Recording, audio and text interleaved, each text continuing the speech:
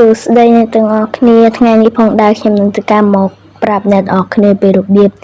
ដាក់ skin នៅក្នុង Minecraft ហ្នឹងហើយអ្នកទាំងអស់គ្នាចឹងចូលទៅកាន់វីដេអូចឹងជាដំបូងអ្នកគ្នាចូលមកកាន់ Chrome តមកអ្នកគ្នាវាយ skin for Minecraft ហ្នឹងហើយអ្នកទាំងអស់គ្នា skin for Minecraft ហើយអ្នកគ្នាចុចទៅកន្លែងនេះនៅ Nova skin នេះតមកអ្នកគ្នាចុចពីលើវាទៅវានឹងនាំអ្នកនរគ្នាទៅកាន់កន្លែង skin ហ្នឹងហើយចាំវាបន្តិចហ្នឹងហើយអញ្ចឹងគឺអ្នកគ្នាអាចជ្រើសរើស skin នេះបានតាមចិត្តហើយអ្នកគ្នាការ search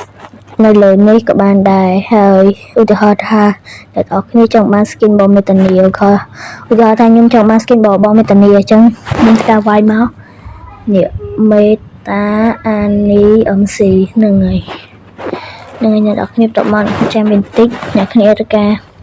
ចុចនៅកន្លែងនេះចុចកន្លែងហ្នឹងមកចុចកន្លែងអាយ៉ាចុច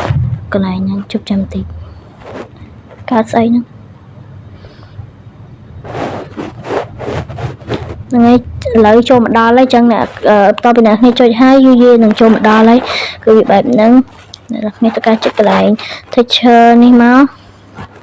ចុចកន្លែងហ្នឹងហើយអ្នកគ្នាទៅការចុចកន្លែងនេះអ្នកគ្នាទៅការចុចកន្លែងនេះចុចកន្លែងហ្នឹងប៉ក់មកវានឹងលោតសញ្ញាគ្រីសហ្នឹងហើយមានន័យថាយើងបានចម្លងអាហ្នឹងហើយអញ្ចឹងឥឡូវអ្នកគ្នាទៅការលុបអាកន្លែងហ្នឹងចោលវិញទៅហ្នឹងហើយតមកអ្នកគ្នាទៅការចូលមកចូលតមកអ្នកគ្នាទៅការចូលនេះអ្នកគ្នាចូលហ្គេមអ្នកគ្នាហ្នឹងអស់ហ្នឹងឯងចឹងសូមចូលហ្គេមផ្លែសិនចាំខ្ញុំថតទៀត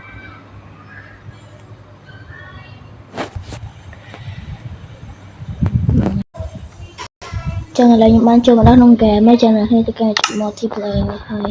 ចុចទៅលើ server អីក៏បានដែរហ្នឹងហើយខ្ញុំចូល server មកសិក្សាហ្នឹងហើយចឹងខ្ញុំបានចូលមកក្នុង server មក Club Eco ចឹងឥឡូវអ្នកគ្នាទៅការស្រីតាមខ្ញុំមកគឺទៅការ slash skin នេះ slash skin ចឹងមកមាន S ហ្នឹងតើអ្នកគ្នាការដក clear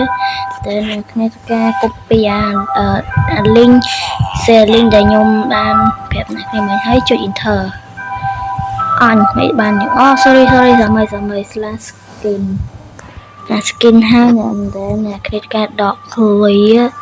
តែអ្នកគ្នាទៅការទៅកន្លែងអីយ៉ាទៅកន្លែង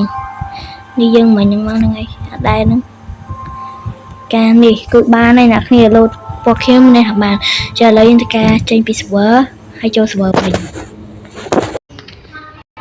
តែនចូលវីដេអូមានប៉ុណ្្នឹងទេបាយបាយជួបគ្នានៅវីដេអូក្រោយ